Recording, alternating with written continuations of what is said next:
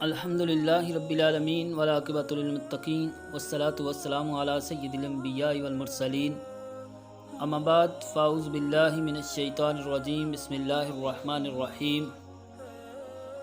ناظرین محترم، السلام علیکم ورحمۃ اللہ وبرکاتہ۔ ہمارا آج کا ٹاپک ہے خلیفہ دوم حضرت عمر فاروق رضی اللہ تعالیٰ عنہ کا یوم شہادت یکم محرم الحرام۔ حضرت عمر فاروق رضی اللہ تعالیٰ عنہ خلیفہ اول حضرت ابوبکر صدیق رضی اللہ تعالیٰ عنہ کے بعد مسلمانوں کے دوسرے خلیفہ تھے۔ آپ ان 10 صحابہ میں سے ہیں جن کو جنت کی خوشخبری دی گئی۔ آپ کے دور میں اسلامی مملکت 28 لاکھ مربع میل کے رقبے پر پھیل گئی۔ آپ رضی اللہ تعالیٰ عنہ مکہ میں پیدا ہوئے اور ان چند لوگوں میں سے ہیں جو لکھ پڑھ سکتے تھے۔ جب حضور اکرم صلی اللہ علیہ وآلہ وسلم نے لوگوں کو اسلام کی دعوت دی تو حضرت عمر فاروق رضی اللہ تعالیٰ عنہ نے آپ صلی اللہ علیہ وآلہ وسلم کی سخت مخالفت کی۔ آپ صلی اللہ علیہ وآلہ وسلم کی دعا سے حضرت عمر فاروق رضی اللہ تعالیٰ عنہ نے اسلام قبول کر لیا، اس لیے آپ کو مراد رسول بھی کہا جاتا ہے۔ ہجرت کے موقع پر کفار مکہ کے شر سے بچنے کے لیے سب نے خاموشی سے ہجرت کی، مگر آپ کی غیرت ایمانی نے چھپ کر ہجرت کرنا گوارا نہیں کیا۔ آپ نے تلوار ہاتھ میں لی، کعبہ کا طواف کیا اور کفار کے مجمع کو مخاطب کر کے کہا، تم میں سے اگر کوئی شخص یہ چاہتا ہو کہ اس کی بیوی بیوہ ہو جائے، اس کے بچے یتیم ہو جائیں، تو وہ مکہ سے باہر آ کر میرا راستہ روک کر دیکھ لے۔ مگر کسی کافر کی ہمت نہ پڑی کہ آپ کا راستہ روک سکتا۔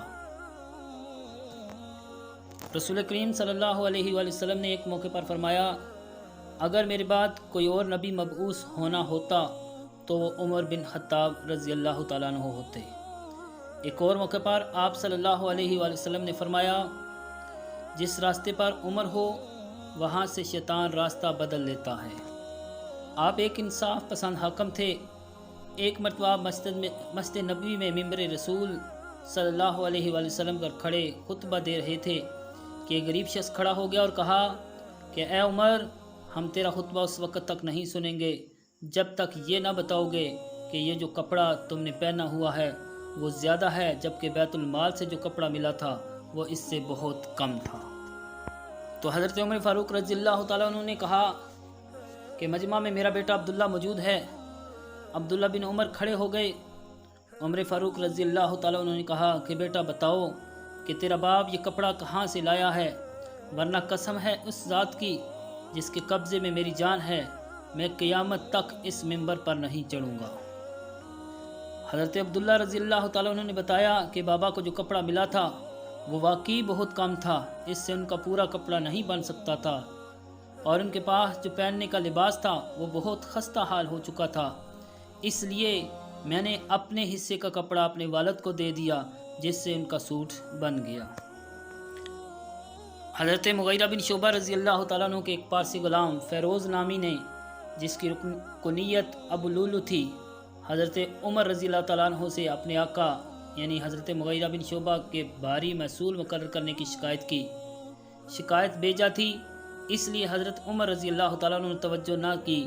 اس پر وہ اتنا ناراض ہوا کہ صبح کی نماز میں خنجر لے کر اچانک حملہ کر دیا اور متواتر 6 بار کیے۔ حضرت عمر رضی اللہ تعالیٰ عنہ زخم کے صدمے سے گر پڑے اور حضرت عبد الرحمن بن عوف نے نماز پڑھائی۔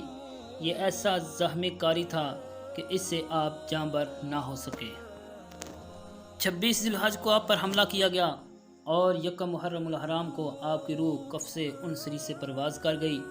آپ رضی اللہ تعالیٰ عنہ کو روضہ رسول میں حضرت ابوبکر صدیق رضی اللہ تعالیٰ عنہ اور حضرت محمد رسول اللہ صلی اللہ تعالیٰ علیہ وآلہ وسلم کے پہلو میں دفن کیا گیا ہے۔ آپ پر اللہ کی کروڑوں رحمتیں اور برکتیں ہوں۔ ناظرین محترم، اگر آپ کو ہماری ویڈیو اچھی لگی ہو اور آپ حضرت عمر فاروق رضی اللہ تعالیٰ عنہ سے پیار کرتے ہیں تو اس ویڈیو کو شیئر کر دیں تاکہ دوسرے لوگوں کو بھی آپ کی شان، عزت اور حرمت کا پتہ چل سکے۔